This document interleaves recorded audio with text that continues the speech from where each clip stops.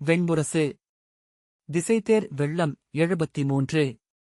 வாசிப்பது சந்தீப். சுருதகீர்த்தி பிரதிவிந்தியனின் பாடிவீட்டை அடைந்தபோது அங்கு சதாநேகனும் சுதசோமனும் இருந்தனர்.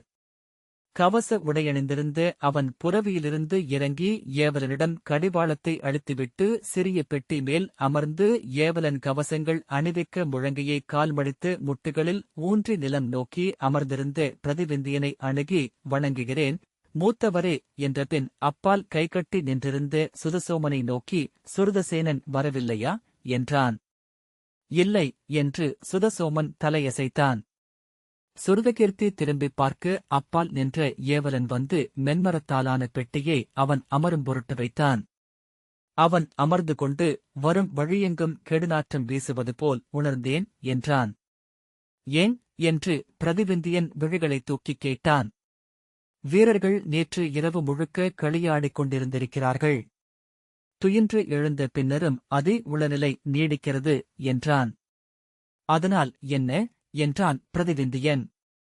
சுருதகீர்த்தி கீழ்மை என்றான். அது எப்போதும் உள்ளதுதானே என்றான் பிரதிவிந்தியன்.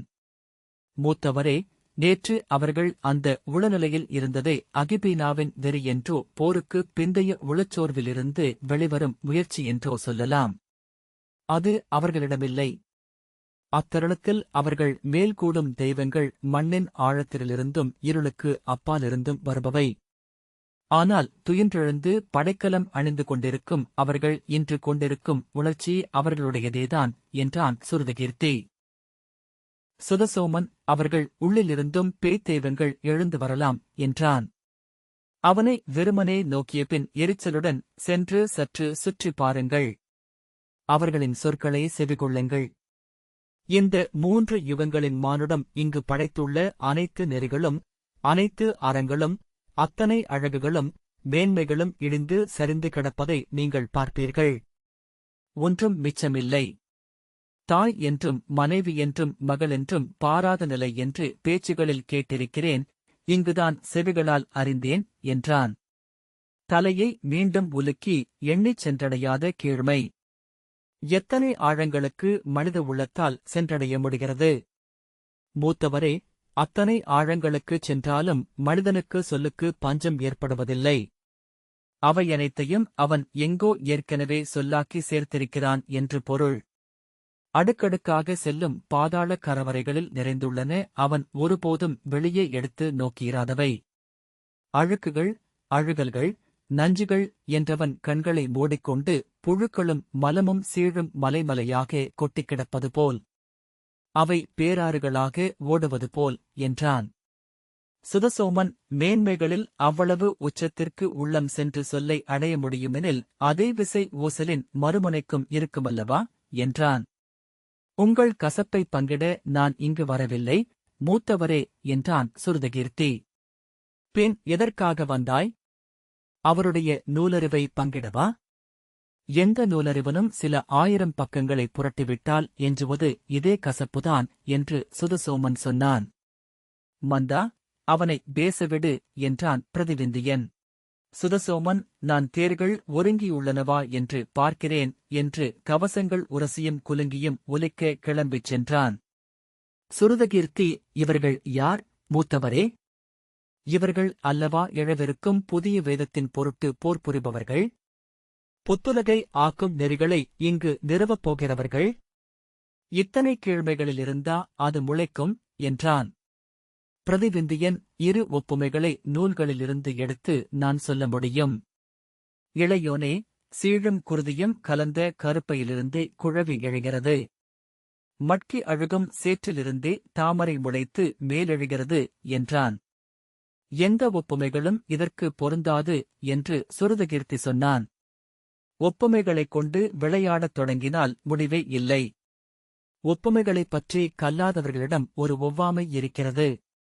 அது வெறுமனே கற்றோரின் வெற்று உளப்பயிற்சி என்றும் கற்பனையின் விளையாட்டென்றும் எண்ணுகிறார்கள். இளையோனே, இப்புவியில் ஒவ்வொன்றும் ஒன்றுடன் ஒன்று ஒப்பிடத்தக்கவை என்பதிலேயே உண்மை ஒன்று ஒளிந்துள்ளது.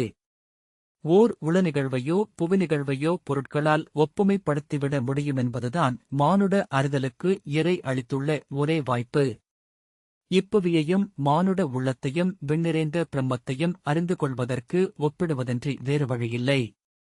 பிரம்மம் என்பதே ஒரு மாபெரும் ஒப்புமை மட்டுமே என்றான் பிரதிவிந்தியன். அடிப்படையில் அறிவு என்பது ஒப்புமைகளை உருவாக்கும் திறன் மட்டுமே. மெய்மை என்பது ஓர் அழகிய ஒப்புமையே. அப்பால் கைகட்டி நின்ற சதானிகன், நீங்களே கூட ஓர் ஒப்புமை வழியாகவே அங்கு நிகழ்ந்ததென்ன என்று சொன்னீர்கள் மூத்தவரே என்றான். சீழும் மலமும் குருதியும் போன்ற சொற்கள் களைப்புடன் ஆம் என்று சுருதகீர்த்தி சொன்னான். பிரதிவிந்தியன் அவன் தோள்மேல் கை வைத்து, எண்ணிப்பார், உடல் கிழித்து வெளிவரும் குருதி எத்தனை தூய்மையானது. தெய்வங்களுக்கு அமுதென அதை படைக்கிறோம். நாமும் சமைத்து உண்கிறோம். அழகியது, அன்று பூத்த செம்மலரின் ஒளி கொண்டது. அனலுக்கு நிகரானது. நீரில் எழுந்த அனல் என்று அதை தொல்லூல்கள் சொல்கின்றன. ஆனால் 2 நாழிகை பொழுது கடந்தால் அது சீழ். மேலும் 2 நாழிகை கடந்தால் மலம். முத்தமிட்டு உடல் சேர்த்து நாமறியும் குழவி கூட தன் உடலுக்குள் கொண்டிருப்பது குருதியும் மலமும்தான் என்றான். இதைப்பற்றி பேசிப் பேசி குறைத்துக் கொள்ளலாம் மூத்தவரே. ஆனால் அங்கு வெளியே எழுந்திருக்கும் இருட்டை எவ்வகையிலும் அகற்றிவிட இயலாது என்றான் சுருதகீர்த்தி. சதானிகன், அவர்கள் மெய்யாகவே அதனூடாக ஒரு விடுதலையை உணர்கிறார்கள். இந்த 10வது நாள் போர் எந்த நம்பிக்கையும் எஞ்சாத இருண்ட சுவரில் முட்டி நின்றுவிட்டிருக்கிறது. இனி பொருளற்ற சாவன்றி எதுவும் எஞ்சியிருக்கவில்லை. அந்த பெருஞ்சலிப்பிலிருந்து இவ்வாறு எளிய விடுதலையை அடைகிறார்களா என்றான். ஆம், இருக்கலாம் என்று பிரதிவிந்தியன் சொன்னான். சோர்விலிருந்தும் துயரிலிருந்தும் மீள்வதற்கு மானுடர் காமத்தையே கருவியாக்குகிறார்கள். மெய்யாகவே அது அவர்களை விடுதலை செய்கிறது என்றான். இது காமம் அல்ல என்று கை நீட்டி சுருதகீர்த்தி சொன்னான். பற்களைக் கடித்து தாளை இறுகிய செய்ய இங்கிருப்பது மாபெரும் மறுப்பு. ஆம், மறுப்பு. மூத்தவரே, காமம் என்பது மாபெரும் ஏற்பு. பெண்ணை, அழகை, களிப்பை முற்றேற்கும் நிலை. அதை சூழ்ந்திருக்கும் இப்புவியின் 1000 இனியவற்றை ஏற்பது அது. அவர்கள் அங்கே செய்து கொண்டிருப்பது காமக் கொண்டாட்டமல்ல, காம மறுப்பு. முடிவிலாத இழுசொற்களால் காமத்தை கீழ்மையினும் கீழ்மை என்றாக்குகிறார்கள். அரசை, அறத்தை, தெய்வங்களை, மூதாதையரை, குடிமாண்பை அனைத்தையும் இழிவு செய்கிறார்கள் என்றான். அது ஒரு உளநடிப்பாக இருக்கலாம் என்றான் சதானிகன். இந்த உச்சத்தில் அவை எதுவும் தங்களை காக்கவில்லை என்ற சினமாக இருக்கலாம் பிரதிவிந்தியன். அத்துடன் அவற்றில் ஏதேனும் ஒரு துளி தங்களிடம் எஞ்சியிருந்தால் இத்தருணத்தை எதிர்கொள்ள முடியாது என்பதனால் அவர்கள் அதை உதறிக் கொண்டிருக்கிறார்கள் என்றும் தோன்றுகிறது. மலை ஏறுபவர்கள் எடை குறைப்பது போல் அவற்றை கழற்றி கீழிட்டு செல்கிறார்கள் போலும் என்றான். சுருதகீர்த்தி எழுந்து கொண்டு, எனக்குத் தோன்றுவது பிறிதொன்று. இதுநாள் வரை அவர்கள் இறப்பை அஞ்சி அணிந்து வந்த கவசங்களை ஒவ்வொன்றாக கழற்றி வீசுகிறார்கள். ஆடையும் கவசமே. வாய்ப்பிருக்கும் தருணங்களிலெல்லாம் ஆடைகளை கழற்றி வீசுவதே மானுட இயல்பு. மானுடரின் விடுதலையும் இன்பமும் ஆடையற்ற நிலையிலேயே அமைகின்றன. இது ஒருவகை நிர்வாணம் என்றான். பிரதிவிந்தியன், இதைப் பற்றியும் நூல்கள் சொல்கின்றன. இது வைதரணி. அனைத்து கீழ்மைகளும் ஓடும் பெருநதி. யோகிகள் 10,000 படிகளை ஏறிச் சென்றடையும் எல்லை. இந்த வீரர்கள் பின்னிருந்து துரத்தும் இறப்பால் அதன் கரைவரை வந்தடைந்து விட்டார்கள் என்றான். சுருதகீர்த்தி அதை கேட்காதவன் போல் அமர்ந்திருக்க பிரதிவிந்தியன், 10,000களில் ஒருவர் அதை கடந்தால் நன்று என்றான்.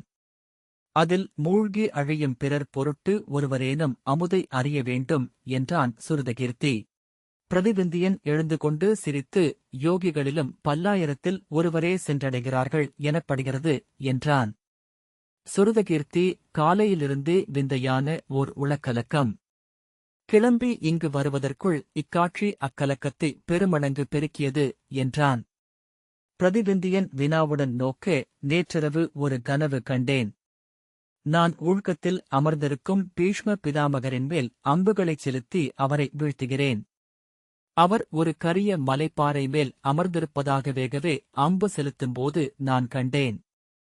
ஆனால் அவர் உடல் மடங்கி குருதி சிந்தி விழுந்தபோது அந்தப் பாறை ஓர் அன்னையின் மடி என்று உணர்ந்தேன். அவ்வன்னை கல்லாலான தன் பெருங்கைகளால் அவரை எடுத்து தன் நெஞ்சோடணைத்து குனிந்து அவர் முகத்தை நோக்கி விழிநீர் சிந்துவதை பார்த்தேன் என்றான் சுருதகீர்த்தி. விழித்துக் கொண்டு எழுந்து வெளிவந்தபோது வெடிவெள்ளி முளைத்திருந்தது. என் அணுக்க ஒற்றன் வந்து ஒரு செய்தி சொன்னான். நேற்றிரவு தந்தையர் ஐவரும் சிகண்டியும் இளைய யாதவரும் மட்டும் இளைய யாதவரின் குடிலில் சந்தித்திருக்கிறார்கள் என்றான். ஆம், நானும் அறிந்தேன் என்று பிரதிவிந்தியன் சொன்னான். நாமறியாத ஏதேனும் படைசூழ்கைகள் வகுத்திருக்கலாம். அது எதுவாயினும் உயர்ந்ததல்ல என்றான் சுருதகீர்த்தி. எவ்வாறு சொல்கிறாய் என்று பிரதிவிந்தியன் கேட்டான். எதுவும் கீழ்மை கொள்ளுந்தோறும் மந்தனமாகிறது என்றான் சுருதகீர்த்தி. பிரதிவிந்தியன் அதற்கு மறுமொழி சொல்லவில்லை. சுருதகீர்த்தி இன்றுடன் இந்தப் போரின் தேக்கம் முடிவடையுமென்றும் எங்கோ ஓர் உடைப்பு நிகழுமென்றும் ஓர் உள்ளுணர்வு எனக்கிருக்கிறது என்றான். பிரதிவிந்தியன் ஆம், இன்றோ நாளையோ. எந்தத் தேக்கமும் அவ்வாறே முடிவிலாது நீடிக்க இயலாது. ஒழுக்கே புடவியின் இயல்பு. தேக்கம் என்பது ஒழுக்குக்காக ஒவ்வொரு அணுவும் தன் எல்லைகளை முட்டிக் கொண்டிருக்கும் நிலை மட்டுமே. எங்கேனும் ஏதேனும் ஒரு வாயில் உடைந்து திறந்தே ஆக வேண்டும் என்றான். இன்று பீஷ்மர் களம்படுவார் என்று சுருதகீர்த்தி சொன்னான். என்ன சொல்கிறாய் என்று பிரதிவிந்தியன் திகைப்புடன் கேட்டான். மூத்தவரே, எண்ணி நோக்கினால் தெள்ளத் தெளிவாகத் தெரிவது அது. பீஷ்மர் களம்படாமல் இந்த தேக்க நிலையில் மயிரிழை அளவு கூட மாற்றம் ஏற்படப் போவதில்லை. இளைய யாதவர் இன்று முதன்மையாக விழைவது அதையே. சிகண்டி பீஷ்மரை கொல்லும் நோன்பு கொண்டவர். அவருடனும் அவர் மைந்தருடனும் அமர்ந்து தந்தையர் சொல்லாடுகிறார்கள் என்றால் பீஷ்மரை வீழ்த்தும் வழியொன்றை கண்டுவிட்டார்கள் என்றே பொருள். இந்த 9 நாளும் பீஷ்மரை வீழ்த்தவே முயன்று கொண்டிருக்கிறோம் என்றான் பிரதிவிந்தியன். ஆம், இதுவரை பீஷ்மரை வீழ்த்த முயன்றவர்கள் பிறர். இன்று முதல் முறையாக அதற்கு இளைய யாதவர் எழுகிறார் என்றான் சுருதகீர்த்தி. பிரதிவிந்தியன் அவனை வெறுமனே நோக்கினான். மூத்தவரே, தாங்கள் அதை உணரவில்லையா? இளைய யாதவர் வெல்லற்கரியவர் என்று, அவர் முயற்சிகள் எதுவும் பிழைப்படப் போவதில்லை என்று, இங்கு நிகழ்வன அனைத்தையும் முன்னரே கடந்து அங்கு சென்று நின்று நாம் அங்கு செல்வதற்காக காத்திருக்கிறார் என்றான். ஆம், சில தருணங்களில் இவை அனைத்தையும் அவரே இயற்றுகிறார் என்று தோன்றும். சில தருணங்களில் அவர் பார்வையாளராக அமர்ந்திருக்கும் மாபெரும் கூத்து மேடையில் நாம் அனைவரும் நடித்துக் கொண்டிருப்பதாக தோன்றும். இளமையிலிருந்தே அவரைப் பற்றி சொல்லிச் சொல்லி அவரை நாம் அணுகவோ அறியவோ முடியாதபடி மாற்றி வைத்திருக்கிறார்கள் என்றான். அணுகவோ அறியவோ முடியாதவர் என்னும் உண்மையை நமக்கு கற்பித்திருக்கிறார்கள் என்றான் சுருதகீர்த்தி. எவ்வாறாயினும் அது நிகழட்டும். அறமிலை என்று அவருக்கு ஒரு பெயர் இருக்கிறது என்றான் பிரதிவிந்தியன். சூதர்கள் அவரை சொல்லும் 1000 சொற்களில் அதுவும் ஒன்று. அறவடிவன், அறமிலை, அறம் கடந்தோன். இன்று அவ்விரண்டாம் பெயர் சூடி நின்றிருக்கப் போகிறாரா என்று சுருதகீர்த்தி கேட்டான். அறிய முடியாதவர் என்று முன்னரே சொல்லிவிட்டோம். அதன்பின் நாம் ஏன் இத்தனை சொல்லெடுக்க வேண்டும் என்றான் பிரதிவிந்தியன். சுதசோமன் நடந்து வந்து, மூத்தவரே, தேர்கள் ஒருங்கிவிட்டன. நாம் இப்போது கிளம்பினால்தான் களமுனைக்கு செல்ல முடியும். பொழுதில்லை என்றான். பின்னர் சுருதகீர்த்தியிடம் நானும் கேட்டேன் படைவீரர்களின் பாடலை. மிக அரிய சொல்லாட்சிகள். ஆனால் என்ன விந்தை என்றால் எவையுமே எனக்கு புதியவை அல்ல, அவற்றை அவ்வாறு சொல்லக்கூடும் என்பதில்தான் புதுமை உள்ளது என்றான். அத்தனை சொற்களையும் மொழியறிந்த 5-6 ஆண்டுகளுக்குள்ளேயே நானும் அறிந்திருக்கிறேன் என்றான் சதானீகன். மொழியை அறியும்போது அவ்வனைத்தும் கூடவே வந்துவிட்டிருக்கின்றன. பிரதிவிந்தியன் செல்வோம் என்று சொல்லி சுருதகீர்த்தியின் தோளில் தட்டிவிட்டு தேர் நோக்கிச் சென்றான். சுருதகீர்த்தி தொடர்ந்தான். அவனுடன் நடந்தபடி சதானீகன், மூத்தவரே, தாங்கள் உணரவில்லையா என்றான். என்ன என்றான் சுருதகீர்த்தி. இந்த கீழ்மை ஏன் என்று என்றான் சதானீகன். ஏன் என்றான் சுருதகீர்த்தி. பிதாமகர் வீழ்வார். அறமிலா வழியால். அக்கீழ்மையை எதிர்கொள்ள படையினர் உள்ளம் ஒருங்குகின்றனர். சுருதகீர்த்தி நின்று கூர்ந்து நோக்கினான். அவர்களை ஆளும் தெய்வங்கள் அங்கே அவர்களை கொண்டு சென்று நிறுத்துகின்றன என்று சதானிகன் சொன்னான். சுருதகீர்த்தி ஒன்றும் சொல்லாமல் நடந்தான். களமுனை நோக்கி அவர்கள் தேரில் சென்று கொண்டிருக்கையில் பக்கவாட்டில் இருந்த 7ஆம் படைப்பிரிவின் முகப்பில் ஷத்ரதர்மனும் ஷத்ரதேவனும் நின்றிருப்பதை சுருதகீர்த்தி பார்த்தான். மூத்தவரே, பாஞ்சாலர் சிகண்டியின் மைந்தர் என்றான். சுதசோமன் திரும்பிப் பார்த்து, நேற்றே அவர்களை பார்த்தேன். தந்தையைப் போன்றே இருக்கிறார்கள் என்றான். பிரதிவிந்தியன் திரும்பிப் பார்த்து, எந்த உடல் ஒப்புமையும் இல்லையே என்றான். ஆம், முற்றிலும் பிறிதொரு உடலில் அவர் எழுந்தது போல் இருக்கிறார்கள். கல்லில் சுடரை செதுக்கி வைத்தது போல் என்றான் சுதசோமன். பிரதிவிந்தியன் தேரை நிறுத்த அவர்களிருவரும் அருகே வந்து தலைவணங்கினர். பிரதிவிந்தியன் அவர்களின் தலை தொட்டு வாழ்த்தினான். ஷத்ரதேவன் தங்களை பாடி வீட்டுக்கு வந்து கண்டு வணங்கி நற்சொல் பெற வேண்டுமெனும் விழைவு இருந்தது. ஆனால் நேற்றுதான் இங்கு வந்தோம். இன்று புலரியிலேயே தந்தையுடன் போருக்குச் செல்ல வேண்டிய நிலையில் இருக்கிறோம் என்றான். இங்கே பாஞ்சாலர்களின் முகப்புத்தேர் படையில் எங்களுக்கு படைப்பணி ஒதுக்கப்பட்டுள்ளது. சுருதகீர்த்தி, நீங்கள் வில் பயின்றவர்களா என்றான். ஆம், இருவருமே தந்தையால் வில்லெடுத்து அளிக்கப்பட்டு பயின்றிருக்கிறோம். எங்கள் நாட்டின் விற்தொழில் சற்று மாறுபட்டது. நாங்கள் அம்புகளை கீழ் நோக்கி செலுத்துவோம். அவை நீரில் பட்டு மேலெழுவது போல் காற்றிலேயே வளைந்தெழுந்து இலக்குகளை தாக்கும். முதன்மை வில்லவர் அன்றி பிறர் எங்கள் அம்புகளை தடுக்க இயலாது என்று ஷத்ரதேவன் சொன்னான். சுருதகீர்த்தி, உங்கள் தந்தை எங்கிருக்கிறார் என்றான். படைமுகப்பில் என்று ஷத்ரதேவன் மறுமொழி சொன்னான். பிரதிவிந்தியன் ஒரு கணம் எண்ணிய பின் சுருதகீர்த்தியிடம், இளையோனே, உனது படைப்பணி எங்கு ஒதுக்கப்பட்டுள்ளது என்றான். பாஞ்சால படைகளில்தான் என்று சுருதகீர்த்தி சொன்னான். தந்தைக்குப் பின்னால் காவல் அணியாக செல்லும் பொருட்டு இன்றும் பணிக்கப்பட்டுள்ளோம். பிரதிவிந்தியன், நன்று, இம்மைந்தரை நீயே உடன் அழைத்துச் செல்க என்றபின் இவர்கள் உன் பொறுப்பில் களம் காணட்டும் என்றான். அவன் சொல்வதை புரிந்து கொண்டு சுருதகீர்த்தி தலைவணங்கினான். ஷத்ரதேவனும் ஷத்ரதர்மனும் உடன்வர சுருதகீர்த்தி பாஞ்சாலப் படைகளினூடாக சென்றான். அவர்கள் சொல்லின்றி புரவியில் உடன் வந்தனர். சுருதகீர்த்தி ஷத்ரதர்மனை பார்த்துவிட்டு, இவர் பேசுவதில்லையா என்றான். இல்லை, இளமையிலேயே அவனுக்கும் சேர்த்து நான் பேசுவது வழக்கமாகிவிட்டது என்று ஷத்ரதேவன் சொன்னான். தந்தையை பார்த்தீர்கள் என்று அறிந்தேன் என்றான் சுருதகீர்த்தி. ஆனால் எப்போதும் அவரை பார்த்துக் கொண்டே இருப்பது போல்தான் உணர்ந்தோம். ஆகவே நேற்றைய சந்திப்பு எவ்வகையிலும் புதிய நிகழ்வாக அமையவில்லை. என்றுமென நேற்றும் கண்டோம் என்று மட்டுமே தோன்றுகிறது. சுருதகீர்த்தி தன்னுள்ளிருந்து எழுந்த அறியா சீற்றம் ஒன்றை அறிந்து வியந்து அதை அடக்கிக் கொள்ள முயல்வதற்குள்ளாகவே அவன் அதை கூறியது. அது நன்று. இன்றுடன் அவர் களம்பட்டாலும் உங்களுடன் அவர் இருந்து கொண்டிருப்பார். ஆனால் ஷத்ரதேவனின் விழிகளில் எந்த மாறுதலும் தென்படவில்லை. ஆம், அவர் எப்போதும் எங்களுடன் இருப்பார். எங்கள் குடிகளில் வாழ்வார். சுருதகீர்த்தி அவனை திரும்பிப் பார்த்துவிட்டு, மைந்தர்கள் உள்ளனரா என்று கேட்டான். இருவருக்கும் சேர்த்து 7 மைந்தர்கள் என்று ஷத்ரதேவன் சொன்னான். அது எங்கள் தந்தையின் ஆணை. அவர்கள் படைமுகப்பிற்குச் சென்று சேர்ந்தனர். அங்கே தேரில் நின்றிருந்த சிகண்டியை தொலைவிலிருந்தே சுருதகீர்த்தி பார்த்தான். ஒவ்வொரு முறை அவரை பார்க்கும்போதும் ஏற்படும் புரிந்து கொள்ள முடியாத துணுக்குரல் அப்போதும் ஏற்பட்டது. பல்லாயிரம் பேரின் நடுவே நின்றிருக்கையிலும் அவர் அவர்களில் ஒருவரல்ல என்றும், உடலால் மட்டுமல்ல உள்ளத்தாலும் முற்றிலும் பிறிதொருவர் என்றும் தோன்றும். மானுட உடலில் தெய்வங்கள் குடியேறுகையில் அத்தெய்வத்திற்குரிய தனித்தன்மை ஒன்று உடலில் தோன்றுவது போல, சினம் மிக்க காவல் தெய்வங்கள் எழுகையில் உடலெங்கும் ஒவ்வொரு தசையிலும் சினம் எழும். துயர் மிகுந்த அன்னை தெய்வங்கள் நனைந்த துணிப்பாவை போல் அவ்வுடலை துயரத்தால் நிறைத்துவிடும். தெய்வங்களின் கோணல் தெய்வங்களின் கூர் உடலென்றே விழிக்கு தென்படும். சிகண்டியின் உடலுக்குள் விளங்கும் தெய்வமென்ன என்று அவன் வியப்பதுண்டு. அது வில்லிழுத்துக் கட்டிய நாளில் திகழும் தெய்வம் என்று ஒருமுறை எண்ணினான்.